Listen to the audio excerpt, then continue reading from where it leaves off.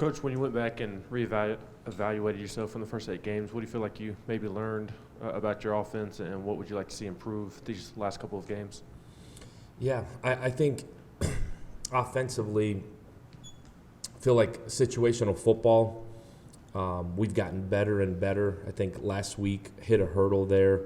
I think part of that is the opponent. I think part of it is just as a whole how we played. But I thought situational football-wise, we've done a good job in terms of red zone, third down. Those were, I think, the biggest things I was anxious about in August was, our offense is in. How are we able to play situationally? I think for us to be successful here in these last 4 weeks, that's got to continue to improve. I think week 3, week 4, we finally kind of settled in on our personnel. I wish we had gotten there faster. We obviously didn't, and I thought that cost us early. Obviously, as a team, we've moved on.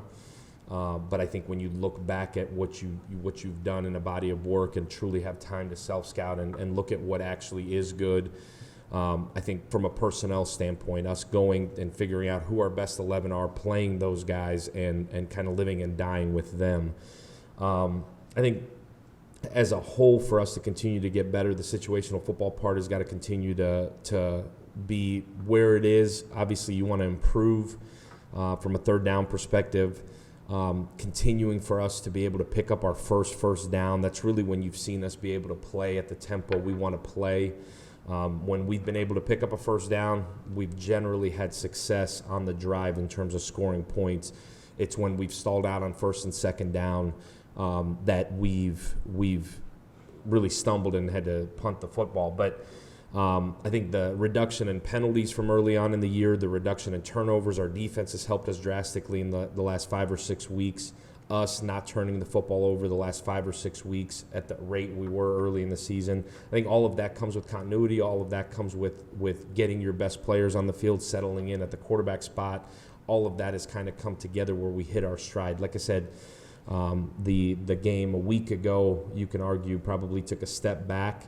But for us to be able to move forward, being able to play penalty-free football, and I'm talking pre-snap penalties, those in-play penalties will happen, aggressive penalties will happen, but it's the false starts, the pre-snap alignment things. I feel like we've cleaned up as guys have gotten more comfortable in the system and the pace of play. We've been able to get faster and faster as we've gone. So really proud of where we're at. Obviously, huge 4 games. We've got to continue to grow, and this is when you find out what teams are all about, is this last month in November, and we've challenged our guys to finish the way you're supposed to finish. Coach, when you consider the number of injuries you've had on the offensive line and at running back, are you pleased with your production in the run game, or maybe even surprised a little bit? Man, I feel like that's been, if you talk about what our biggest hurdle has been, it's been that. We're not super deep at either of those spots. We're not really deep at all at either of those spots. And I feel like the last 3, 4, 5 weeks, we've really had to piece it together. I think Coach Ellerby's done a really good job of figuring out who the best 5 are, going with the combination, and guys like Jerome Carvin being able to play center has been really monumental to our success. In the success that we've had. The running back spot has been really, really frustrating with at times, being so limited with who you have back there. It's been tough in a lot of ways, specifically to run the football. We've put a lot on Hendon in a lot of those situations for him to run the football, and have had to be creative, more creative than, honestly, I've ever been in terms of finding ways to hat people up and still being able to run the football. Again, I think you look at a week ago, we didn't run the football. We weren't able to finish the game and have the success we wanted to. For us to have success offensively, you have to run the football.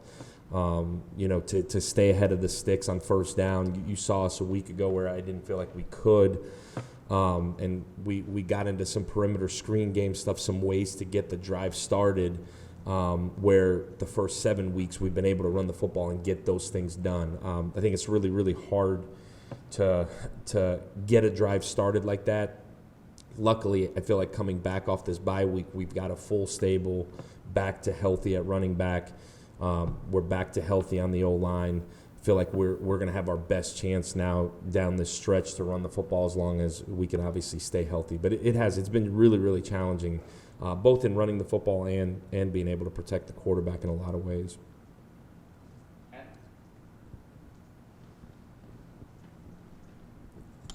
Yeah, when opposing players go down with injuries, multiple stoppages within a drive, how big is the gap between the advantage that you have with tempo versus the reality of having to slow it down? How big is that gap? Yeah, I think obviously that's what in a lot of ways defensive football has gotten to, and 10 years ago the tempo part wasn't as big, and people didn't have to have answers. Now the tempo part is really, really big, and so specifically for us and how we play, and there's several other teams in our league that are in that boat. We've got to just reset and be able to start it like we're P&10 and going from scratch. We've got ways to create the illusions of tempo, and in terms of you've seen us huddle and break it fast and do a bunch of different things with motions and things. It's just part of the game, obviously it's a national headline at this point, but it's part of the game. So for us, we got to continue to come up with creative ways to get the illusion of tempo started. Obviously defenses can sub, and that's the part of it where you're getting fresh bodies in there, but at the same time, our guys can rest and we can sub. And for us, it's a mental standpoint of starting from that point and getting it going again. And sound cliche a little bit, but control what you can control. All we can control is what we do, and us executing on that first play to be able to, again, like I said, when we're able to pick up that first down, we've been pretty successful. At that point, it's a reset, pick up the first down again, and get going. So obviously it halts your play, but it's a mental standpoint of, like, to those guys, and I'm upstairs, so I'm on a headset, I'm not in front of them, but hey, awesome. Got them right where we want them. They're obviously nervous. They're obviously on their heels. You got them exactly where you want them. Go execute. So it's just part of the game, and it is what it is. And for our guys, it's just a matter of resetting. But obviously, it kills your tempo there for that second. And then you got to just restart and come up with creative ways to create the illusion of tempo. Alex, the last couple of games doesn't seem like there's been as many runs from Hendon Hooker early in the game. We've seen more in the second half, trying to win the ball game type of things. And I know there's the read element part of that just plays out the way it does. But have you guys had any conversations to maybe try to not have as many of those runs on Hendon, considering all the injuries and him being banged up at all? Yes. Yeah, I mean, you obviously, the quarterback run part is part of what Hendon is and what part of his game. I've always looked at it as you'll run him when you feel like you need the extra hat in the run game. So in terms of having to run him, he was banged up a little bit there for the last couple of weeks. You'd like to try to keep him upright. He is also a absolutely reckless runner in a lot of ways. I said it the last time I was up here. He's about as tough of a kid as they come. He's learning to be smart in how he runs the football. We are also trying to be really smart with how we run him, where the hits aren't necessarily coming from the side and where he can see where it's coming from. So there's a little bit of creativity there in what goes into it. I think him having the ball in his hands at the end of games is really a credit to him. I want the ball in his hands at the end of the game. I think it gives us the best chance to win. So you're going to get it to the guys you feel like can give you the best chance to win, both on the perimeter and then him carrying the football. I'm extremely confident. Our offense is extremely confident with him having the ball in his hands. And our injuries at running back have caused some of that. Our injuries and the O-line have caused some of that. But at the end of the game, I want the ball in Hendon Hooker's hands, and he knows that. I think he's got a level of confidence about him right now, and offensively, we have a level of confidence with him carrying the football. So I want the ball in his hands, whether it's a read part of it, whether it's getting him out on the perimeter and letting him run past the ball, or even some movement past stuff with him where he likes being out there, being able to see things. And but at the end of the day, you want the ball in his hands to give you the best opportunity to win. And he knows that, we know that, and there's a level of confidence that goes with it. Coach, you talked about the run game with the issues on the offensive line and running back. With those struggles, how important has it been that those three receivers you guys have had with Javonte, Bayless, and Cedric have been as productive as they've been in the pass game? Yeah, for us, I think to be successful, and you got a chance to see it a week ago at Alabama, we can create some big explosive plays in the pass game. Those guys have kind of done that all year. Hendon has helped that situation. But for us to be ultimately successful, you have to run the football. For us to be one-dimensional, I think it makes it really, really difficult because you live and die with it, and you go 3 and out really, really quickly if that's all you're doing as well. So we can't put our defense in those spots. I felt like a week ago we did that in the fourth quarter. Those guys had been out there for so long that you don't give them a chance to chew up clock and at least let those guys get their legs back and their breath back.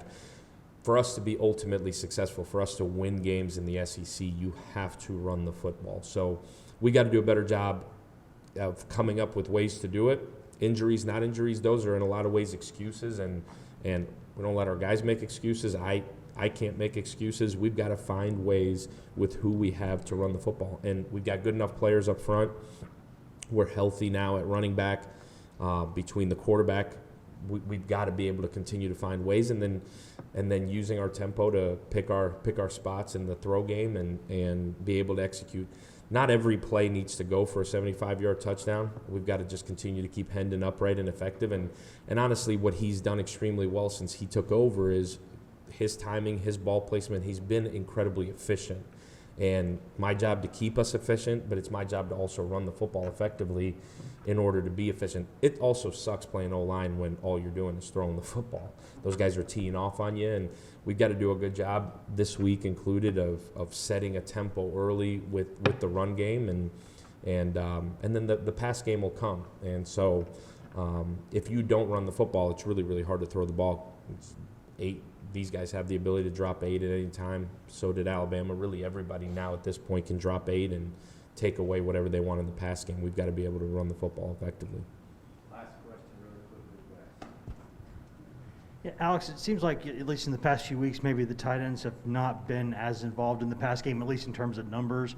Is that just the game flowing away from them? Is that them having to help with get hats on hats and pass pro, or what's sort of led to that? Yeah, I think you hit it on the head. I think both of those things, and we were banged up there as well the last couple of weeks. I think we've used those guys in pass protection a little bit more. We've just not targeted them as much. I don't know if so much intentional. We've not had a whole lot of situations down in the red zone where I've liked to get those guys involved, the bigger bodies, the Jacob Warrens and Princeton. We've targeted them. I really felt like we've been average there. We targeted them 4 times last week. I think it's just kind of part of the flow of the game, part of it using them more in pass protection. I'm certainly not down on those guys. They got to continue to develop and go. But I think we will continue to use them as matchups present. For us, it's all about matchups, and we'll take advantage of whatever matchups we could find on the perimeter in the pass game specifically. And also a credit to Javonte and Cedric and Bayless. Those guys, and Jalen Hyatt, those guys have been playing at a really high rate. At the end of the day, you're going to get it to the guys you really feel like can make a play with it, and I'm certainly not down on those guys by any means. I think it's been a combination of all those things that you brought up, where we've used them both in the backfield more, and honestly, we've been a lot. I don't know. It feels like maybe a lot more vertical down the field passing, which is not what those guys are there for. But I think they'll show up. I think they'll show up this week. I think we'll continue to have to use them because they are good pass catchers, and we'll continue to use them as matchups present. Thank you, guys. Go Vols.